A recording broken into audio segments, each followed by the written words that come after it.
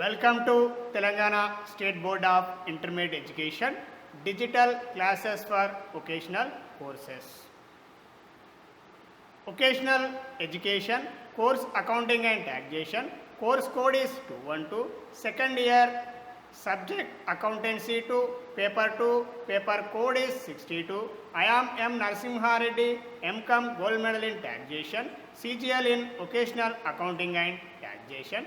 Government Junior College, Sirpur Kagaz Nagar, District Komarambim, Asifabad. Today we are going to discuss about Unit 7, Company Accounts to Company Khatalu 2. Learning objectives. First one, preparation of final accounts of companies. Second one is computation of gross profit and gross loss. Third one is computation of net profit and net loss. Fourth one is computation of surplus and transfer to balance sheet. అభ్యసనం చేయవలసిన విషయాలు. Company తరహా వ్యాపార సంస్థల యొక్క ముగింపు లెక్కల తయారీ. ఒకటవది వర్తక ఖాతాను తయారు చేసి తుది వ్యాపార ఫలితం, స్థూల లాభం లేదా స్థూల నష్టంను తెలుసుకొనుట. అదేవిధంగా రెండవది లాభ నష్టాల ఖాతాను తయారు చేసి తుది వ్యాపార ఫలితం, నికర లాభం లేదా నికర నష్టంను తెలుసుకొనుట. మూడవది లాభ నష్టాల వినియోగిత ఖాతాను తయారు చేసి మిగులును ఆస్తి అప్పుల పట్టికకు మళ్లించుట. Telugu medium text book exercises 3 page number 198, 199. విద్యార్థులు మనం సాధన చేయబోయేటువంటి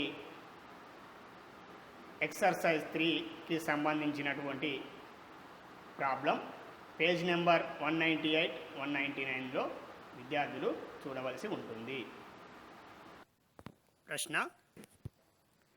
from the following balances prepare trading account and profit and loss account and profit and loss account for the year ended 31st March 2019.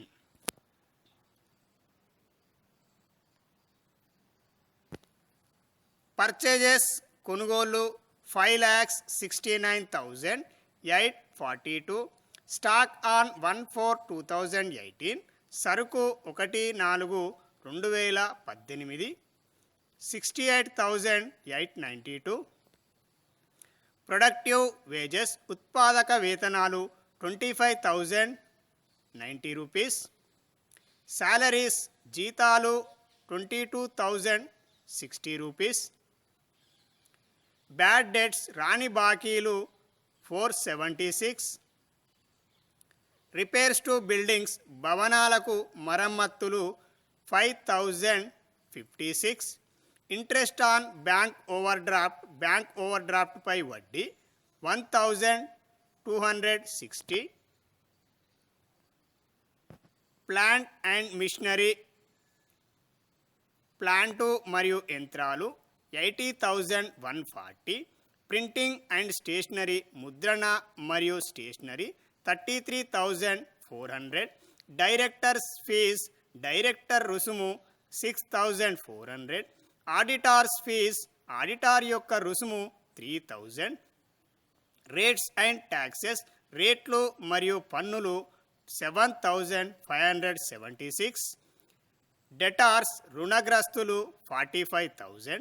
సన్రీ office expenses వివిధ కార్యాలయపు ఖర్చులు 1,052. Share capital 25,000 shares of 10 each. వాటా మూలధనం 25,000. వాటాలు రూపాయలు 10 చొప్పున 2,50,000 రూపాయలు 2,50,000. పర్చేజ్ రిటర్న్స్ కొనుగోలు వాపసులు 5,500. Sales అమ్మకాలు 1,91,800. రెంట్ ఫ్రమ్ ప్రాపర్టీ ఆస్తుల నుండి అద్దె 10,000. Profit and loss credit balance, లాభ నష్టాల ఖాతా క్రెడిట్ నిల్వ 4000, డిస్కౌంట్ రిసీవ్డ్ 4000, కమిషన్ రిసీవ్డ్ స్వీకరించిన కమిషన్ 5000. ఈ క్రింది వివరాల నుండి 31 మార్చ్ 2019తో అంతమయ్యే సంవత్సరానికి వర్తకపు ఖాతాను మరియు లాభ నష్టాల ఖాతాను మరియు లాభ నష్టాల వినియోగిత ఖాతాను తయారు చేయము. అదేవిధంగా విద్యార్థులు ముఖ్యంగా గమనించవలసినటువంటి విషయం, మనము మొదటగా వర్తకపు ఖాతాను తయారు చేయవలసి ఉంటుంది, అదేవిధంగా లాభ నష్టాల ఖాతాను తయారు చేయవలసి ఉంటుంది, అదేవిధంగా లాభ నష్టాల వినియోగిత ఖాతాను తయారు చేయవలసి ఉంటుంది. ఇచ్చినటువంటి ప్రశ్నలో మనకు వర్తకపు ఖాతాకు సంబంధించినటువంటి డెబిట్ వైపున వచ్చే అంశములు, అదేవిధంగా క్రెడిట్ వైపున వచ్చేటువంటి అంశములు కూడా మనకు ఇందులో ఇవ్వడం అనేది జరిగింది. రెండవది లాభ నష్టాల ఖాతాకు సంబంధించినటువంటి డెబిట్ వైపున వచ్చు అంశములు మరియు క్రెడిట్ వైపున వచ్చు అంశములు కూడా ఇవ్వడం అనేది జరిగింది. అదేవిధంగా లాభ నష్టాల వినియోగిత ఖాతాలో డెబిట్ వైపున మరియు క్రెడిట్ వైపున వచ్చేటువంటి అంశాలు కూడా ఇచ్చినటువంటి ప్రశ్నలో ఇవ్వడం అనేది జరిగింది. అదేవిధంగా చివరగా ఆస్తి అప్పుల పట్టికకు సంబంధించినటువంటి ఆస్తులకు సంబంధించినటువంటి వివరములను మరియు అప్పులకు సంబంధించినటువంటి వివరములను కూడా ఇవ్వడం అనేది జరిగింది. అదేవిధంగా దీనికి ఇచ్చినటువంటి సమాచారానికి అదనపు సమాచారం కూడా ఇవ్వడం అనేది జరిగింది. కావున విద్యార్థులు ఇచ్చినటువంటి వివరాలకు అదనపు సమాచారాన్ని జత చేస్తూ మరియు ఇచ్చినటువంటి వివరాలతో అదనపు సమాచారంలో ఇచ్చినటువంటి అంశములు ఏవైతే ఉన్నాయో ఆ అంశములను మనం జత చేసి సంబంధిత ఖర్చుకు కానీ లేదా సంబంధిత ఆదాయానికి కానీ లేదా సంబంధిత ఆస్తికి కానీ ఇచ్చినటువంటి సర్దుబాటును మనం ఒకసారి లాభ నష్టాల ఖాతాలో తీసుకొనవలసి ఉంటుంది. అది డెబిట్ వైపున లేదా క్రెడిట్ వైపున, అదేవిధంగా లాభ నష్టాల ఖాతాలో డెబిట్ వైపున లేదా క్రెడిట్ వైపున, అదేవిధంగా రెండవసారి వచ్చేసి మనము ఆస్తి అప్పుల పట్టికలో మనము ఆ మొత్తాలను అప్పుల వైపున లేదా ఆస్తుల వైపున నమోదు చేయవలసి ఉంటుంది. ఈ క్రింది సర్దుబాట్లను పరిగణలోకి తీసుకుంటూ వర్తకపు ఖాతా, లాభ నష్టాల ఖాతా మరియు లాభ నష్టాల వినియోగిత ఖాతాను తయారు చేయము. Prepare trading account, profit and loss account and profit and loss appropriation account. Plant మరియు యంత్రాలపై 10% తరుగుదల ఏర్పాటు చేయండి. 31/12/2019 ముగింపు సరుకు విలువ రూపాయలు 1,40,200. రాని సంశయాత్మక బాకీల కోసం రుణగ్రస్తులపై 5% ఏర్పాటు చేయవలెను.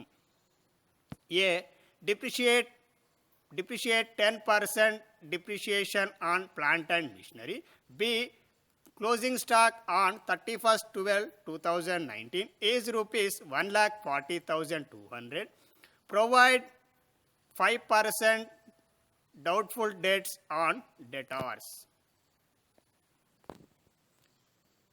సమాధానం: విద్యార్థులు మొదటగా వర్తకపు ఖాతాను తయారు చేసి స్థూల లాభాన్ని లేదా నష్టాన్ని తెలుసుకొనవలసి ఉంటుంది.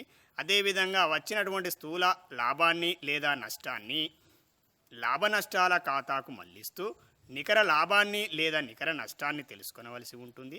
అదేవిధంగా లాభ నష్టాల ఖాతాను తయారు చేయడం ద్వారా కనుగొనబడినటువంటి నికర లాభాన్ని లేదా నికర నష్టాన్ని మనము లాభ నష్టాల వినియోగిత ఖాతాకు మళ్లించవలసి ఉంటుంది. ముందుగా వర్తకపు ఖాతా, తదుపరి లాభ నష్టాల ఖాతా, ఆ తదుపరి మనము లాభ నష్టాల వినియోగిత ఖాతాను తయారు చేయవలసి ఉంటుంది. వర్తకపు ఖాతా అనేది వ్యాపార సంస్థతో సంబంధం ఉన్న అన్ని రకాల ప్రత్యక్షమైనటువంటి ఖర్చులకు మరియు ప్రత్యక్షమైనటువంటి ఆదాయాలు లేదా అమ్మకాలు ముగింపు సరుకునకు మనకు సంబంధించినటువంటి అంశములను మాత్రమే తీసుకొనవలసి ఉంటుంది. అదేవిధంగా లాభ నష్టాల ఖాతా విషయానికి వచ్చినట్టయితే వ్యాపారంతో సంబంధం ఉన్నటువంటి అన్ని రకాల పరోక్షమైనటువంటి ఖర్చులను మరియు పరోక్షమైనటువంటి ఆదాయాలకు సంబంధించినటువంటి ఖాతా. పరోక్షమైనటువంటి అన్ని రకాల వ్యాపారంతో సంబంధం ఉన్నటువంటి ఖర్చులను మరియు సర్దుబాట్లలో ఇచ్చిన సమాచారానికి సంబంధించినటువంటి ఖర్చులను, అదేవిధంగా క్రెడిట్ వైపున వ్యాపారంతో సంబంధం ఉన్న అన్ని రకాల పరోక్షమైనటువంటి ఆదాయాలను, అదేవిధంగా సర్దుబాట్లను ఇచ్చినటువంటి మొత్తాలను సర్దుబాట్లో చేయవలసి ఉన్న ఎడల కూడా మనం క్రెడిట్ వైపున తీసుకోవలసి అవసరం అనేది ఉంటుంది. అదేవిధంగా చివరగా లాభ నష్టాల వినియోగిత ఖాతాను మనం తయారు చేయడం అనేది జరుగుతుంది. లాభ నష్టాల వినియోగిత ఖాతాను తయారు చేయడం ద్వారా మనకు మిగులు కనుక వచ్చినట్టయితే ఆ మిగులును మనము ఆస్తి అప్పుల పట్టికకు మళ్లించవలసి ఉంటుంది. ఇక ముందుగా మనము వర్తకపు ఖాతాను ఈరోజు విడివిడిగా మనం తయారు చేయబోతున్నాం. 31/12/2019తో అంతమయ్యే సంవత్సరానికి డాష్ డాష్ యొక్క వర్తకపు లాభ నష్టాల ఖాతా. ఇక్కడ కంపెనీ కానీ లేదా వ్యాపార సంస్థకు సంబంధించినటువంటి పేరు ఇవ్వబడలేదు కాబట్టి మనము పేరు ఇచ్చిన ఎడల మనం రాయవలసి ఉంటుంది. ఒకవేళ పేరును ఇయ్యనట్టయితే మనం ఖాళీగానే వదిలివేయవలసి ఉంటుంది.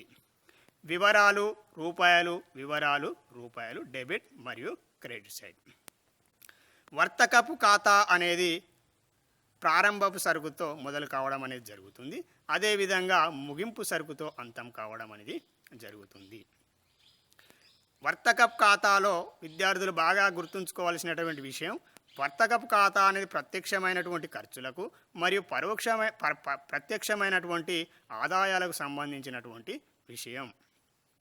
విషయమే వర్తకపు ఖాతా. స్థూలంగా వ్యాపార సంస్థ అమ్మకాలను చేయడం ద్వారా, స్థూలంగా సరుకును అమ్మడం ద్వారా వచ్చినటువంటి మొత్తాన్ని మనం తెలుసుకోవడం కోసమే వర్తకపు ఖాతాను తయారు చేస్తాము.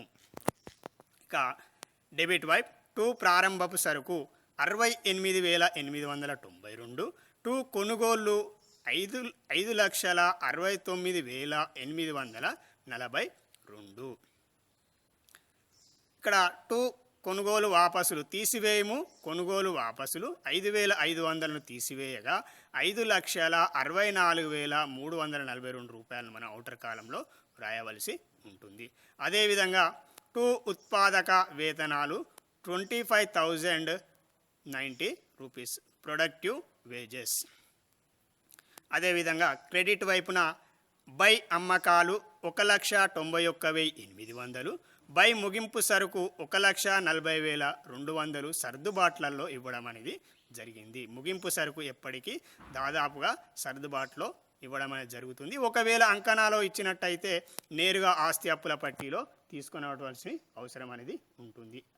సర్దుబాట్లలో ఇస్తే మొదటగా మనము వర్తకపు ఖాతాలో క్రెడిట్ వైపున చూపించవలసి ఉంటుంది. ఆ తదుపరి ప్రస్తుత ఆస్తుల క్రింద మనము ఆస్తి అప్పుల పట్టికలో చూపించవలసినటువంటి అవసరం అనేది ఉంటుంది. అదేవిధంగా వర్తకపు ఖాతాలో డెబిట్ వైపున మరియు క్రెడిట్ వైపున తీసుకున్నటువంటి అంశములన్నీ తీసుకున్న తదుపరి మనము ఖాతా యొక్క నిల్వను తేల్చవలసినటువంటి అవసరం అనేది ఉంటుంది. విద్యార్థులు సూచనప్రాయంగా డెబిట్ వైపు వరుసను, అదేవిధంగా క్రెడిట్ వైపు వరుసను కనుక గమనించినట్టయితే మనకు డెబిట్ వైపు వరుసలో కనుక ఎక్కువ మొత్తం వచ్చినట్టయితే ఆ మొత్తాన్ని తక్కువ వైపు వచ్చిన క్రెడిట్ వైపున రాయవలసి ఉంటుంది. అదేవిధంగా క్రెడిట్ వైపున కనుక ఎక్కువ మొత్తం వచ్చినట్టయితే ఆ ఆపోజిట్ సైడ్లో ఉన్నటువంటి డెబిట్ వరుసలో వ్రాయవలసి ఉంటుంది. ఇక ఖాతాను మనం నిల్వ తేల్చినట్టయితే వ్యాపార తుది ఫలితం స్థూల లాభం లేదా నష్టాన్ని తెలుసుకున్నట్టుకు మనకు అవకాశం కలదు. అదేవిధంగా మనము ఇక్కడ సూచనప్రాయంగా చూసినట్టయితే మనకు డెబిట్ సైడ్ మొత్తాలే ఎక్కువగా కనిపించడం అనేది జరిగింది. అదేవిధంగా క్రెడిట్ వైపున తక్కువగా ఉండడం అనేది జరిగింది. కాబట్టి మనకు ఈ 68,892, 5,64,342 ప్లస్ 25,090 రూపాయలను కూడగా టోటల్ 6,58,324 రూపాయలు మనకు రావడం అనేది జరిగింది. ఇక క్రెడిట్ వైపున అమ్మకాలు మరియు ముగింపు సరుకు రెండు మొత్తాలను కూడగా వచ్చినటువంటి మొత్తం కనుక మనం పరిశీలించినట్టయితే 1,91,800, 1,40,200 తక్కువగా ఉండడం అనేది జరిగింది. క్రెడిట్ వైపున తక్కువగా ఉండడం జరిగింది, అదేవిధంగా డెబిట్ వైపున ఎక్కువగా ఉండడం అనేది జరిగింది. కావున డెబిట్ వైపున ఉన్నటువంటి మొత్తం 6,58,324ను మనము క్రెడిట్ వైపున కూడా రాయవలసి ఉంటుంది. 6,58,324 క్రెడిట్ వైపు రాసిన తదుపరి మనము విద్యార్థులు క్రెడిట్ వైపు ఉన్నటువంటి అమ్మకాల మొత్తాన్ని, అదేవిధంగా ముగింపు సరుకు మొత్తాన్ని కూడగా వచ్చినటువంటి మొత్తాన్ని మనం 6,58,324 రూపాయల నుండి తీసివేయగా వచ్చినటువంటి తేల్చిన నిల్వనే మనకు స్థూల నష్టం అగును. 3,26,324. ఇక్కడ 1,91,800, 1,40,200 రెండు మొత్తాలను కూడగా మనకు 3,32,000 రావడం జరిగింది. ఆ 3,32,000 రూపాయలను 6,58,324 నుండి తీసివేయగా వచ్చినటువంటి మొత్తమే 3,26,324 స్థూల నష్టం. స్థూల నష్టం అంటే దీని అర్థం ప్రత్యక్షమైనటువంటి ఖర్చులు ఎక్కువగా ఉన్నాయి, అదేవిధంగా ప్రత్యక్షమైనటువంటి క్రెడిట్ వైపు ఆదాయాలు తక్కువగా ఉన్నాయి కాబట్టి ఇక్కడ మనకు స్థూల నష్టం రావడం అనేది జరిగింది. స్థూల నష్టం వచ్చినప్పటికీ లేదా స్థూల లాభం వచ్చినప్పటికీ కూడా మనము దానిని లాభ నష్టాల ఖాతాకు మళ్లించవలసి ఉంటుంది. కావున విద్యార్థులు కింద లాభ నష్టాల ఖాతాకు మళ్లింపు.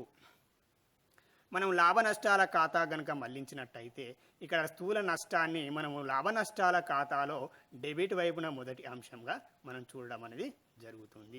ఒకవేళ స్థూల లాభం వచ్చినట్టయితే లాభ నష్టాల ఖాతాలో క్రెడిట్ వైపున మనకు కనిపించడం జరుగుతుంది. అదేవిధంగా స్థూల నష్టం వచ్చినట్టయితే డెబిట్ వైపున స్థూల నష్టం అని మనము తీసుకొనవలసి ఉంటుంది. ఇక వర్తకపు ఖాతాను తయారు చేసాం, అదేవిధంగా మన వ్యాపార ఫలితం స్థూల నష్టాన్ని మనం కనుగొనడం జరిగింది. వచ్చినటువంటి స్థూల నష్టాన్ని తదుపరి తయారు చేయబోయేటువంటి లాభ నష్టాల ఖాతా కూడా మళ్లించడం అనేది జరిగింది. ఇక్కడ 31/12/2019తో అంతమయ్యే సంవత్సరానికి డాష్ యొక్క వర్తకపు లాభ నష్టాల ఖాతా. అంటే ఇప్పుడు మనం ముందుగా వర్తకపు ఖాతాను తయారు చేసాం, ఇప్పుడు రెండో సందర్భంలో మనం లాభ నష్టాల ఖాతాను తయారు చేయబోతున్నాం. ఇక్కడ స్థూల లాభం డెబిట్ వైపున స్థూల లాభం 3,26,324. అంటే మనం వర్తకపు ఖాతాను తయారు చేయడం ద్వారా వచ్చినటువంటి మొత్తాన్ని మనము నష్టం వచ్చినట్టయితే లాభ నష్టాల ఖాతా స్థూల నష్టంతో ప్రారంభం కావడం అనేది జరుగుతుంది. అదేవిధంగా స్థూల లాభం కనుక వచ్చినట్టయితే క్రెడిట్ వైపున స్థూల లాభంగా మనకు కనిపించడం అనేది జరుగుతుంది.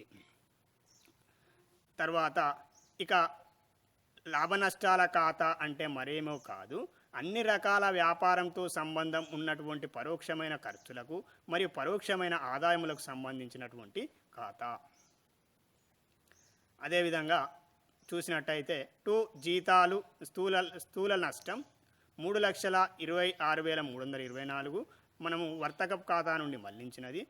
జీతాలు 22,060 రూపాయలు, భవనాలకు మరమ్మతులు 5,056 రూపాయలు, డైరెక్టర్ల రుసుము 6,400, అదేవిధంగా ఆడిటర్ రుసుము 3,000, ఓవర్ డ్రాఫ్ట్పై వడ్డీ 1,260, ముద్రణ మరియు స్టేషనరీ 33,400, రేట్లు మరియు పన్నులు 7,576, వివిధ కార్యాలయ ఖర్చులు 1,052, రాని బాకీలు 476, అదేవిధంగా సంశయాత్మక రాని బాకీలు 22,500. అంటే సంశయాత్మక బాకీల మీద మనకు 5% రాని బాకీలుగా ఏర్పాటు చేయమని సర్దుబాటులో ఇచ్చినటువంటి మొత్తం 45,000 రూపాయల మీద మనం 5% లెక్కించగా వచ్చినటువంటి 2,250 రూపాయలను మనము తీసుకోవడం అనేది జరిగింది.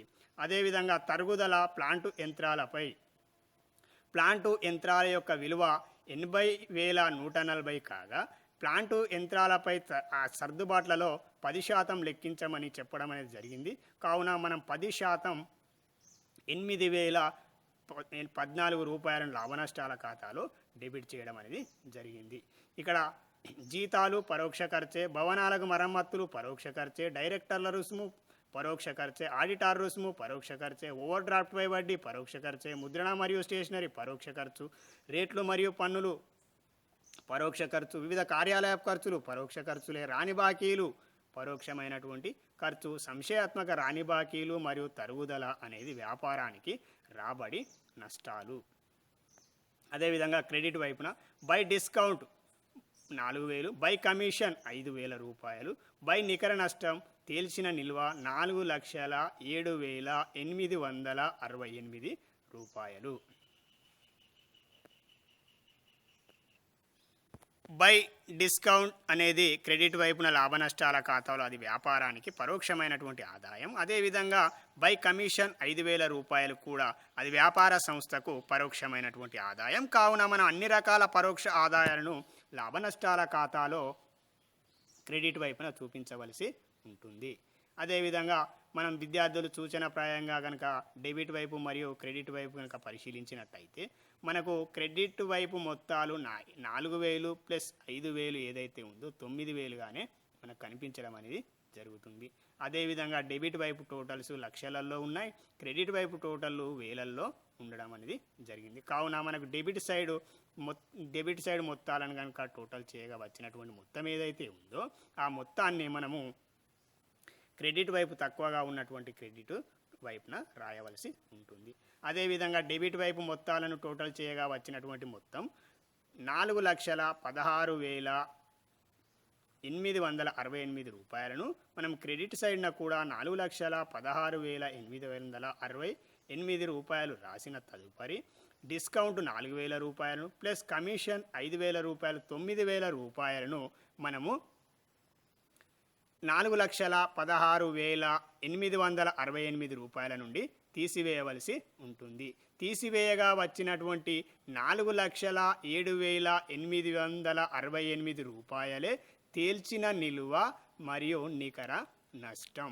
ఈ వచ్చినటువంటి నికర నష్టం 4,07,868 రూపాయలను లాభ నష్టాల వినియోగిత ఖాతాకు మళ్లించవలసి ఉంటుంది. లాభ నష్టాల వినియోగిత ఖాతా డెబిట్ మరియు క్రెడిట్ వివరాలు. నికర నష్టం రూపాయలు 4,07,868 రూపాయలు లాభ నష్టాల ఖాతా నుండి మళ్లించబడినది. క్రెడిట్ వైపున బై నికర లాభం గత సంవత్సరం 10,000 అంటే ప్రస్తుత సంవత్సరం మనకు నికర నష్టం రావడం అనేది జరిగింది కాబట్టి ఆ నికర నష్టాన్ని మనము లాభ నష్టాల వినియోగిత ఖాతాలో డెబిట్ వైపున రాయడానికి జరిగింది.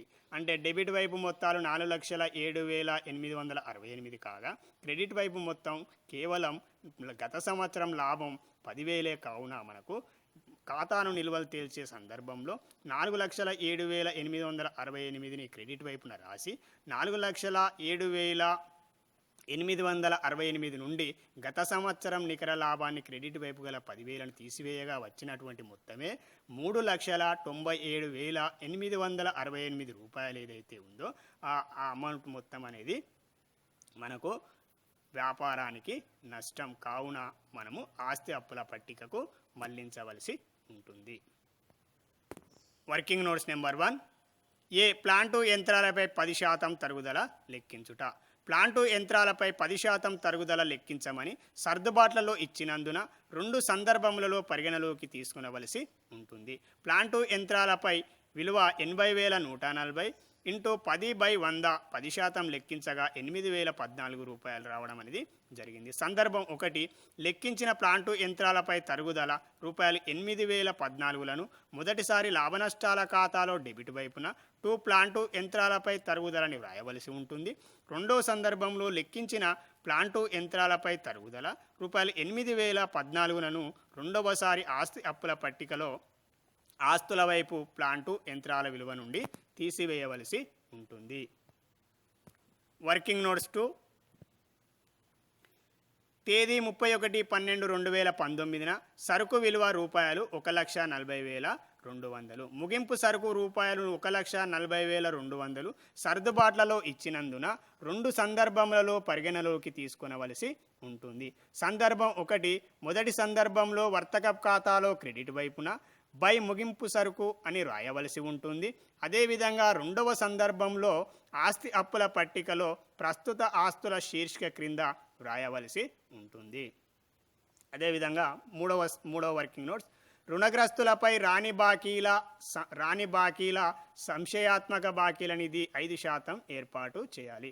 రుణగ్రస్తులపై రాని బాకీల నిధి 5% ఏర్పాటు చేయవలసినదిగా మనకు సర్దుబాటులో ఇవ్వడం జరిగింది. కావున ఇచ్చినందున రెండు సందర్భములలో పరిగణలోకి తీసుకొనవలసి ఉంటుంది. రుణగ్రస్తులపై రాని బాకీల నిధిని లెక్కించుట. రుణగ్రస్తులు రూపాయలు 45,000. రుణగ్రస్తులపై రాని బాకీల నిధి 5% చొప్పున 45,000 ఇంటూ 5/100 ఈజ్ ఈక్వల్ 2250 రూపాయలు. సందర్భం 1, లెక్కించిన రుణగ్రస్తులపై రాని బాకీల నిధి 5% చొప్పున రూపాయలు 2250 రూపాయలను మొదటిసారి లాభనష్టాల ఖాతాలో డెబిట్ వైపున 2 రాని బాకీల నిధి కోసం ఏర్పాటని రాయవలసి ఉంటుంది.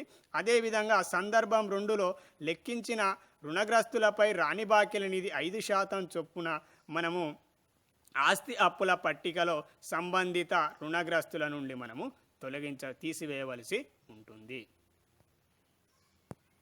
For English medium student, text book exercise number 3, page number 198 and 199. The following adjustments have to be made before closing the accounts. A. Value of the closing stock is rupees 1,40,200.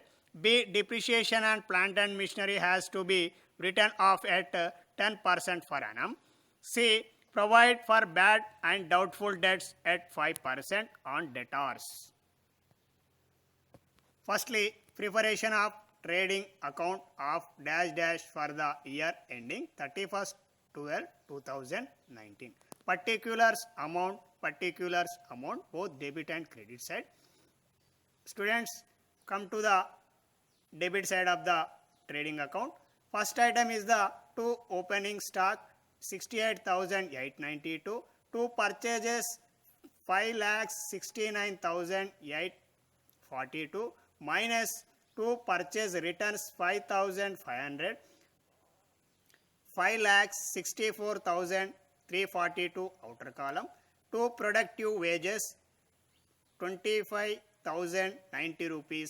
Productive wages is the direct expenses and purchases also trading account debit side item. Opening stock is the first item of the trading account. Then debit side is over. Then come to the credit side. Buy sales 1,91,800. Buy closing stock 1,40,200 as per the given additional information. By gross loss, that is the balancing figure.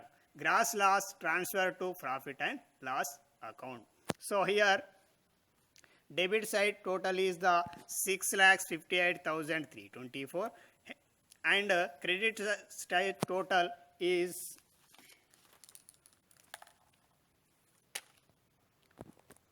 credit side total 1,91,800 plus 1,40,200 is equal 3,32,000.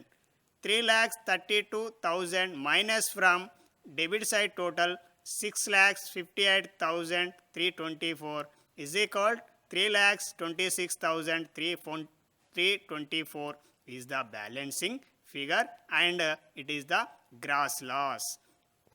Gross loss will be transferred to the profit and loss account.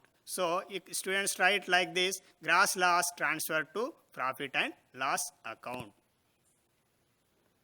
Second account, profit and loss account of -- for the year ending 31st March 2019. Debit and credit both sides.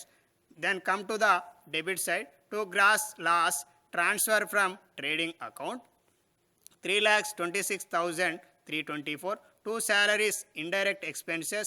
So we need to take into the profit and loss account debit side 22,060. Repairs to building 5,060. Directors fees 6,400. Auditor fees 3,000. 2 interest on overdraft 1,260. 2 printing and stationery 33,400, 2 rates and taxes 7,576, sundry office expenses 1,052, 2 bad debts 4,076, 2 reserve for bad debts 2,250, 2 depreciation on plant and machinery at the rate 10% 8,018. విద్యార్థులు గమనించవలసిన విషయం, depreciation on plant and machinery అనేటువంటి 8,018 కాదు, అది 8014. ఎందుకంటే machinery plant and machinery value is rupees 80,140. So 10% of 80,140 is equal 80,014.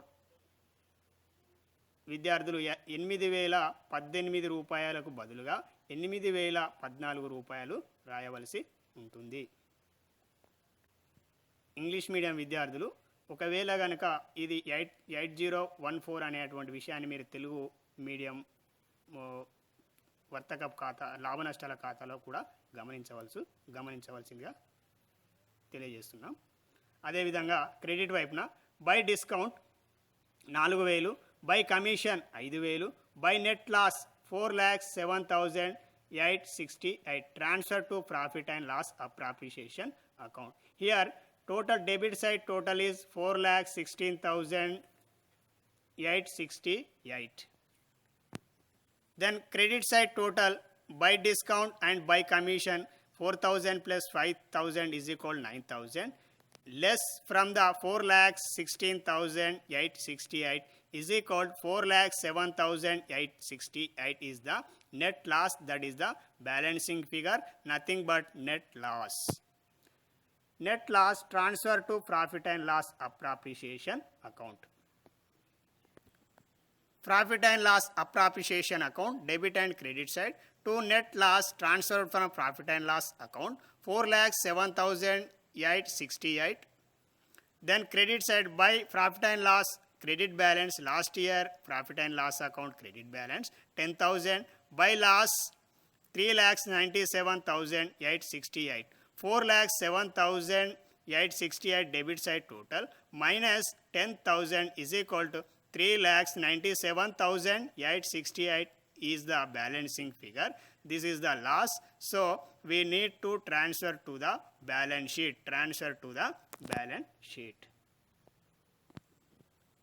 Working notes 1.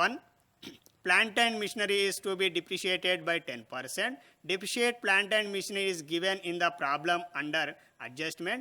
Hence, this is twofold effect of adjusting. Entry will be calculation of depreciation at the rate 10% on plant and machinery. Depreciation is equal 80,140 multiply with 10 divided by 100 is equal 8,114. First time calculated depreciation will be shown on the debit side of the profit and loss account. Second time it will be shown on the asset side of the balance sheet by way of rupees 88,014 deduct from the value of the plant and machinery. Working notes 2. Closing stock on 31st March 2019 amounted rupees 1,40,200.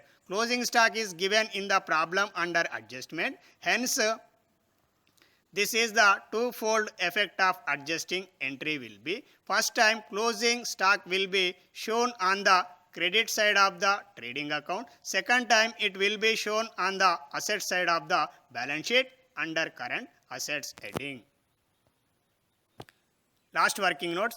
Provide for bad and doubtful debts at 5% on debtors. Calculation of reserve for bad and doubtful debts on debtors at 5%. Debtors is equal to 45,000 multiply with 5 by 100 is equal to 2,250. Reserve for bad debts on debtors at 5% is given in the problem under adjustments. Hence, this is the twofold effect of adjusting. Entry will be first time calculated reserve for bad debts will be shown on the debit side of the profit and loss account. Second time it will be shown on the asset side of the balance sheet by way of rupees 20 to 150 deduct from the value of debtors.